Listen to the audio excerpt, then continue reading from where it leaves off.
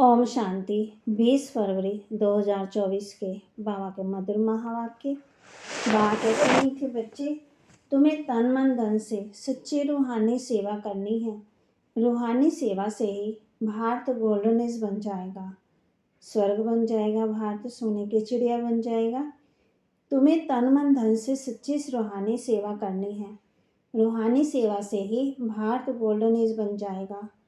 प्रश्न, बेफिक्र रहने के लिए सदा कौन सी बात याद रखो? तुम बेफिक्र कब रह सकेंगे? बेफिक्र रहने के लिए सदा कौन सी बात याद रखो? तुम बेफिक्र कब रह सकेंगे? उत्तर, बेफिक्र रहने के लिए सदा याद रहे कि ये ड्रामा बिल्कुल एक्यूरेट बना हुआ है। जो भी ड्रामा अनुसार चल रहा है ये बिल्कुल एक्यूरेट है, परंतु अभी तुम बच्चे बेफिक्र नहीं रह सकते।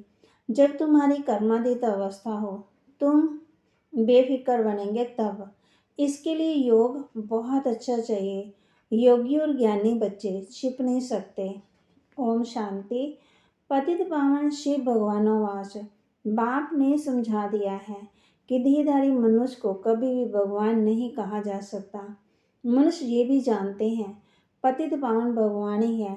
श्री कृष्ण को पतित पावन नहीं कहेंगे, बेचारे बहुत मूंझे हुए हैं। भारत में जब सूत मूंझ जाता तब शिव बाबा को आना पड़ता, मना गड़बड़ हो जाती। बाप के बिना उसे कोई सुलझा ही नहीं सकता है। वो ही पतित पावन शिव बाबा है जिसको सिर्फ तुम बच्चे ही जानते हो, सो भी नंबरवार पुरुषार्थ अनुसार। भले यहाँ बैठे हैं, रोज सुनते हैं, तो भी ध्यान में ये नहीं आता कि हम शिव बाबा के पास बैठे हैं, वह इनमें विराजमान है, हमको पढ़ा रहे हैं, पावन बना रहे हैं, युक्ति बतला रहे हैं। तुम सुदर्शन चक्रधारी बन रचना रचना की नॉलेज पाकर विकारों को जगत जीत बनते हो। तो वह बाप पतित पावन भी ठहरा, नई रचना का रास्ता भी ठहरा। अभी बेहद का राज्य पाने के लिए तुमको पुरुषार्थ करा रहे हैं। कहते हैं पुरुषार्थ करो। हर एक समझते हैं हम शिव बाबा से राज्य भाग्य ले रहे हैं, ये भी यथार्थ रीति समझ नहीं सकते। कोई थोड़ा जानते, कोई तो बिल्कुल ही नहीं जानते। शिव बाबा को कहते हैं पतित पावन मैं हूँ। मेरे से अगर कोई आकर के पूछे तो मैं अपना परिचय दे सकता हूँ। तुमको भी तो बाप ने अपना परिचय दिया है।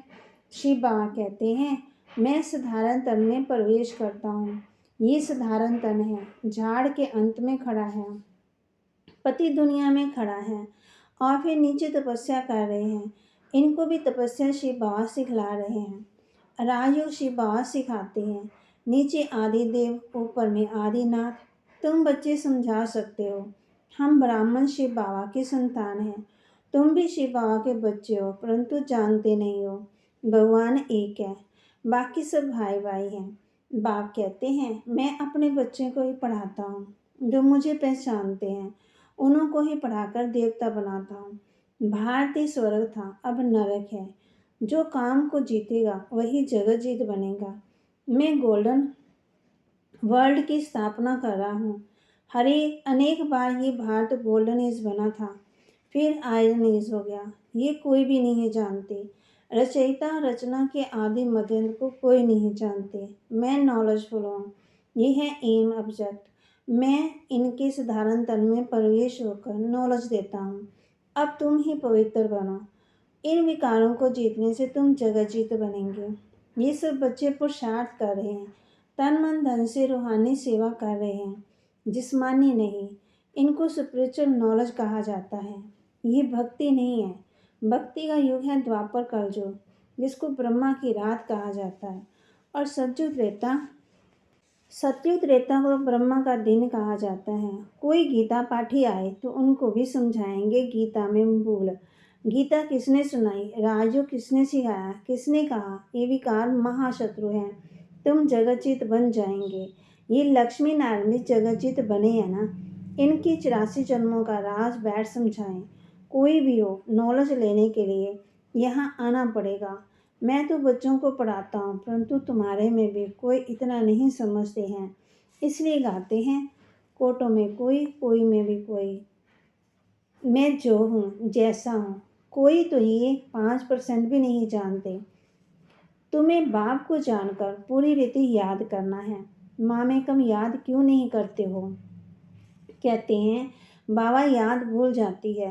अरे तुम बाबा को याद नहीं कर सकते हो, यूं तो बाप समझते हो। ये मेहनत का काम है।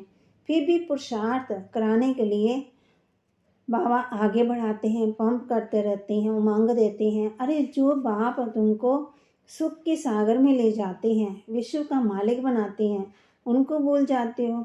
माया भुलाएगी भी जरूर, टाइम लगेगा। ऐसे भी नहीं कि माया को भुलाना ही है इसलिए ठंडे होकर बैठ जाओ। नहीं, पुरुषार्थ जरूर करना है, विकारों पर जीत पानी है। माँ में कम याद करो तो विक्रम ही नाश होंगे। जैसे तुम बच्चों को बोलता हूँ वैसे कोई भी बड़े से बड़ा जज आएगा, उनको भी बाप बोलेंगे। बच्चे, क्योंकि मैं तो ऊंचे से ऊंचा भगवान हूँ, ऊंचे से ऊंची पढ़ाई मैं ही पढ़ाता हूँ। प्रिंस प्रिंसेस पदवी पाने के लिए बाप कहते हैं मैं इनको पढ़ा रहा हूँ। यही फिर श्री कृष्ण बनते हैं, ब्रह्मा सरस्वती वो ही फिर लक्ष्मी नारायण बनेंगे। ये प्रवृत्ति मार्ग चला आता है। निर्वृत्ति मार्ग वाले राजयोग सिखला ना सके। राजा रानी दोनों चाहिए। विलायत में जाकर कहते हैं हम राजयोग सिखलाते हैं, परंतु वह तो सुख के काम विष्टा समान कहते हैं थोड़े टाइम के लिए। फिर राजयोग कैसे सिखाएंगे? तो बच्चों को उछल आनी चाहिए, परंतु बच्चे छोटे हैं, बालिग नहीं बने हैं। बालिग बनने की हिम्मत चाहिए। बाप बतलाते हैं ये है रावण संप्रदाय। तुम पुकारते हो पतित पावन आओ, तो ये पतित दुनिया है या पावन दुनिया है? तुम समझते हो ना कि हम नरकवासी हैं। क्या ये दैवी संप्रदाय है, राम राज्य है? तुम रावण राज्य के नहीं हो। अब रावण राज्य में सबकी आसुरी बुद्धि है। अब आसुरी बुद्धि को दैवी बुद्धि बनाने वाला कौन? ऐसे 4-5 प्रश्न पूछो तो मनुष्य सोच में पड़ जाए। तुम बच्चों का काम है बाप का परिचय देना। झाड़ तो धीरे धीरे बढ़ता है, फिर बहुत वृद्धि को पाएंगे। माया भी चक्री लगाकर एकदम गिरा देती है। बॉक्सिंग में भी बहुत मरते हैं, इसमें भी बहुत मर जाते हैं। विकार में गए और मरे, फिर नए से पुरुषार्थ करना पड़ेगा। विकार एकदम मार डालता है। जो कुछ जंक निकाल पति से पावन बना, वह की कमाई चट हो जाती है। फिर मेहनत करनी पड़ेगी। ऐसे नहीं कि उनको अलाउ नहीं करना है, नहीं, उनको समझाना है। जो कुछ याद की यात्रा की पढ़ा वह सब खत्म हो गया। एकदम नीचे गिर पड़ते हैं, फिर भी घड़ी घड़ी अगर गिरते रहेंगे तो कहेंगे गेट आउट। 1-2 बारी आजमाया जाएगा, 2 बारी माफ़ी मिलेगी, फिर बाबा कहते केस होपलेस हो जाता है। फिर आएगा भी लेकिन एकदम। बाप कहते बुरा भेंट में तो ऐसे कहेंगे ना, जो बिल्कुल कम पदवी पाते हैं उनको कहेंगे डर्टी क्लास। दास दासियन चंद प्रजा में भी नौकर चाकर सब बनते हैं। बाप तो जानते हैं मैं इन्हों को पढ़ा रहा हूँ, हर 5000 वर्ष के बाद पढ़ाता हूँ। वह लोग लाखों वर्ष कह देते हैं, आगे चलकर ये भी कहने लग पड़ेंगे कि बरोबर 5000 वर्ष बाद। वो भी महाभारी लड़ाई है, परंतु याद की यात्रा में रह न सके। दिन प्रतिदिन टू लेट होते जाएंगे। गाया भी जाता बहुत गई थोड़ी रही। ये सब इस समय की बातें हैं, बाकी थोड़ा समय है पावन बनने में। लड़ाई सामने खड़ी है। अपने दिल से पूछना है हम याद की यात्रा पर हैं। जब कोई नया आता है तो बच्चों को फार्म जरूर भराना है। जब फार्म भरे तब उनको समझाया जाए। अगर किसी को समझना ही नहीं है तो फार्म भी क्या भरेगा? ऐसे तो ढेर आते हैं। बोलो बाप को पुकारते हो पतित पावन आओ, तो जरूर ये पतित दुनिया है। तब तो कहते हैं कि आकर के पावन बनाओ। फिर कोई बनते कोई नहीं बनते। बाबा के पास पत्तर तो ढेर के ढेर आते हैं। सब लिखते हैं शिव बाबा के और ब्रह्मा। शिव बाबा भी कहते हैं मैं साधारण तन में प्रवेश करता हूँ, इनको 84 जन्मों की कहानी सुनाता हूँ। और कोई भी मनुष्य रचना रचना के आदि मध्यंत को नहीं जानते। अब बाप ने ही तुमको बताया है। ये चित्र आदि भी बाबा ने दिव्य दृष्टि देकर सब बनवाए हैं। बाबा तुम आत्मा को ही पढ़ाते हैं। आत्मा जट अशरीरी हो जाती है। इस शरीर से अपने को अलग समझना है। बाबा कहते बच्चे देही विमानी भव, अशरीरी भव। मैं आत्मा को पढ़ाता हूँ, ये मेला है। आत्मा और परमात्मा का। इसे संगम का मेला कहा जाता है। बाकी कोई पानी की गंगा पावन नहीं बनाती। साधु संत ऋषि मुनि आदि सब जाते हैं स्नान करने। अब गंगा पतित पावनी हो कैसे सकती। भगवान वाश बाबा कहते हैं विकार महाशत्रु हैं। इस पर जीत पाने से तुम जगजीत बन जाएंगे। गंगा व सागर तो नहीं कहते, ये तो ज्ञान सागर बाप समझाते हैं। इन पर जीत पाने के लिए माँ में कम याद करो, तुम पावन बन जाएंगे। दैवी गुण धारण करो, किसी को दुख मत दो। पहला नंबर दुख है किसी को दुखी करना, यही आदि मध्यम दुख देने वाला है। विकार सज्जों में ये होता ही नहीं है, वह है पावन दुनिया, वहाँ कोई पतित रहता ही नहीं है। जैसे तुम योग बल से राज्य लेते हो, वैसे वहाँ योग बल से बच्चे पैदा होते हैं। रावण राज्य ही नहीं है, तुम लोग रावण को जलाते हो, पता ही नहीं पड़ता कि कब से जलाते आए। राम राज्य में रावण होता ही नहीं है। ये बड़ी समझने की बातें हैं जो बाप बैठ समझाते तो बहुत अच्छा है, परंतु कलप जो जितना पढ़े हैं उतना ही पढ़ते हैं। पुरुषार्थ से सारा मालूम पड़ जाता है। स्थूल सेवा की भी सब्जेक्ट है। मनसा नहीं तो वाचा कर्मणा, वाचा तो बहुत सहज है। पहले है मनसा अर्थात मन मना भाव, याद की यात्रा में रहना है। अपने को आत्मा समझ बाप को याद करना है। बाबा से शिक्षा लेनी है। बहुत हैं जो बाप को याद नहीं कर सकते। ऐसे नहीं कहेंगे कि ज्ञान को याद नहीं कर सकते, माँ में कम याद नहीं कर सकते। याद नहीं करेंगे तो ताकत कैसे मिलेगी। बाप सर्वशक्तिवान है, उनको याद करने से ही शक्ति आएगी, आत्मा के अंदर ताकत बढ़ती जाएगी। बाप कहते कर्म भले करो। सब्जेक्ट तो होती है ना, ये है गुप्त समझने की बातें। वो लोग योग योग कहते रहते हैं, परंतु समझते नहीं है कि योग से तुम विश्व की बादशाही लेते हो। योग बल से वहाँ बच्चे पैदा होता है, वह भी किसी को पता ही नहीं है। तुमको समझाया जाता है, फिर भी आधा कल्प के बाद तुम माया के मुरीद माना चेले बन जाते हो। फिर माया तुमको अभी भी नहीं छोड़ती है।